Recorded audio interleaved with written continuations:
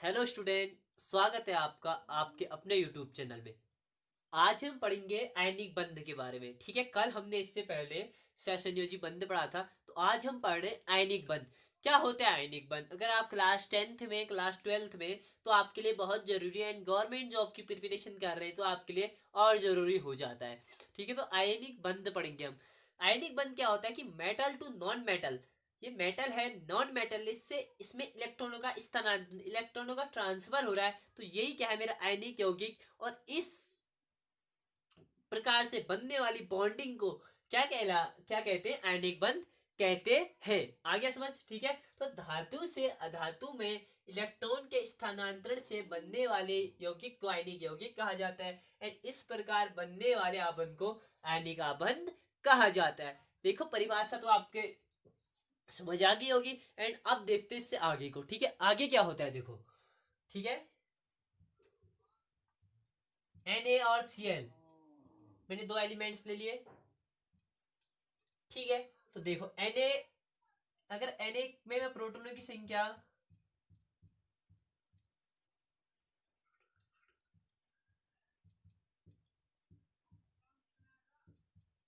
देखूं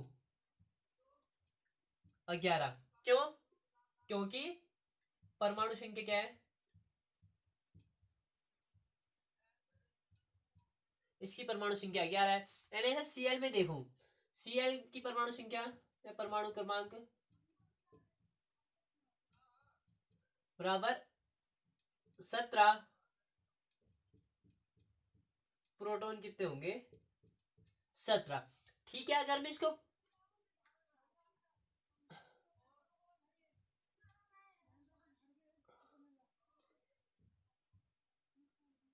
कोष में फिल करता हूं, ठीक है, अगर मैं इसको यहां फिल करता हूं तो देखो, मेरे जो पहले कोष में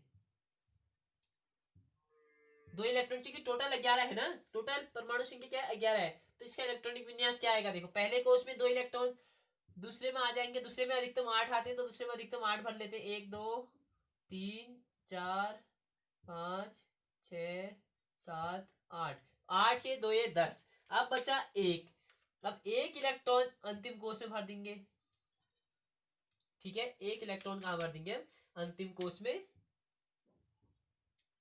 भर देंगे। ठीक है, तो अंतिम कोष में एक इलेक्ट्रॉन भर दिया। एंड ऐसे Cl का देखो,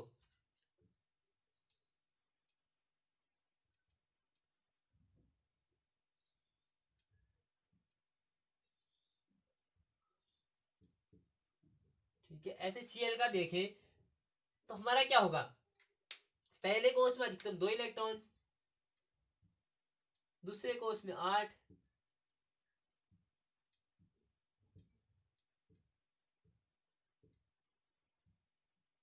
एंड तीसरे कोष में बचे हुए इलेक्ट्रॉन, तीसरे कोष में कितने बच गए? 8 2 10, 7 7 बच गए। 2 10 17 होता है ना, 3 4 5 6 7। ठीक है, तो अंतिम कोष में बेटा हमारे 7 इलेक्ट्रॉन बचे। ठीक है, अब एक चीज देखो, इसके अंतिम कोष में कितना इलेक्ट्रॉन बच रहा है? एक। और इसके अंतिम कोष में 7 इलेक्ट्रॉन। अब इसके अंतिम कोष में क्या बचता है? एक इलेक्ट्रॉन बचता है। इसके अंतिम कोष में एक इलेक्ट्रॉन बचता है। तो ये सोचता है यार एक ही इलेक्ट्रॉन बच रहा है, क्या करूं, मेरा दूसरा कोर्स कंप्लीट है, अब एक बच रहा है, मैं सात लाऊंगा कहां से? मैं क्या करता हूँ, इसको त्याग देता हूँ, इसको निकाल देता हूँ बाहर। ठीक है, मैं इसको त्याग देता हूँ। और जैसे ही ये त्यागता है, जैसे ही ये त्यागता है, और ये सोचता है भाई मेरे पास साथी है, मुझे सिर्फ एक चाहिए, मुझे सिर्फ क्या चाहिए? एक इलेक्ट्रॉन और चाहिए। और ये क्या करता है? जल्दी से उस इलेक्ट्रॉन को पकड़ लेता है। कि उस इलेक्ट्रॉन को पकड़ लेता है, तो यहाँ ये इलेक्ट्रॉन इससे कनेक्ट हो जाता है, यहाँ इलेक्ट्रॉन का स्थानांतरण हो जाता है। ठीक है, जैसे ही ये सोचता है कि मेरे पास तो एक कम है, मेरे अंतिम कोष में 7 ही है, मुझे कोष फिल करने के लिए 8 इलेक्ट्रॉन अधिकतम चाहिए, तो मुझे एक इलेक्ट्रॉन की जरूरत और है। तो जो ये इलेक्ट्रॉन त्यागता है ये इसे ग्रहण कर लेता है। ठीक है, तो यहाँ पे आवेश, अगर अब आवेश की इलेक्ट्रॉन त्यागने के बाद, ठीक है, इलेक्ट्रॉन त्यागने के बाद अगर आवेश देखो इसका, तो यहाँ पे आवेश क्या होगा? अलग इलेक्ट्रॉन त्यागता है तो इसके बाद आवेश क्या हो जाता है? यहाँ पे टोटल प्रोटॉनों की संख्या क्या है हमारे पास? प्रोटॉनों की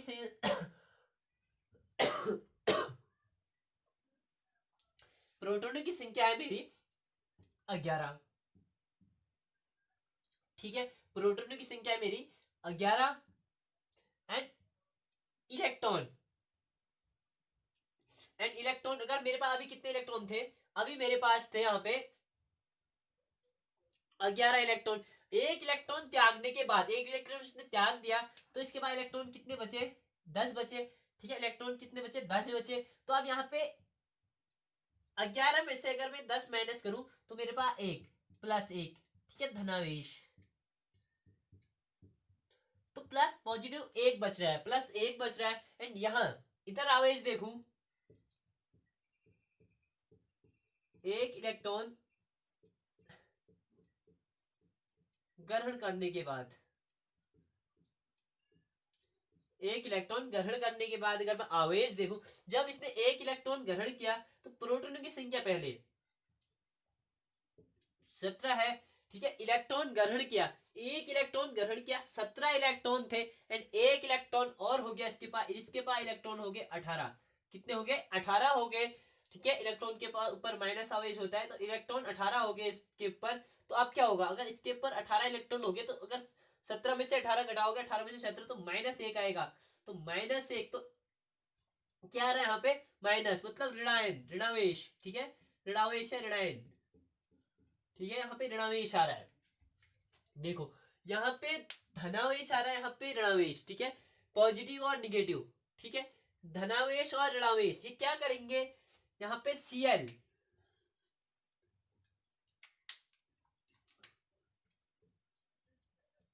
माइनस में, Na पॉजिटिव आ रहा है, Cl माइनस, इसीलिए Cl के ऊपर माइनस होता है। बहुत सारे लोग सोचते हैं ना Cl के ऊपर माइनस क्यों होता है। बेटा Cl के ऊपर माइनस इसीलिए होता है, ठीक है, कि आवेश क्या है? ऋणात्मक है इसका, इसलिए Cl के ऊपर आवेश कैसे ऋणात्मक है? आपने देखा इलेक्ट्रॉनों के स्थानांतरण के बाद। ठीक है, NaCl, Cl के ऊपर माइनस क्यों है? इसीलिए है। ठीक है, आ रहा है समझ? तो ठीक है, तो क्या हुआ देखो, ऋणावेश धनावेश, Na पर धन आवेश, इस पे ऋणावेश। तो ऋणावेश और धनावेश क्या करेंगे? ऋण आवेश है, धन आवेश है, एक दूसरे को अट्रैक्टिव करेंगे, एक दूसरे में अट्रैक्शन होगा एंड एक बॉन्ड बनेगा, एक बॉन्ड बनेगा। तो जो ये बंध बनेगा, यही बंध क्या कहलाएगा? आयनिक बंध कहलाएगा। ठीक है, यही बंध क्या कहलाएगा? आयनिक बंध कहलाएगा। आई होप आपको समझ आया होगा।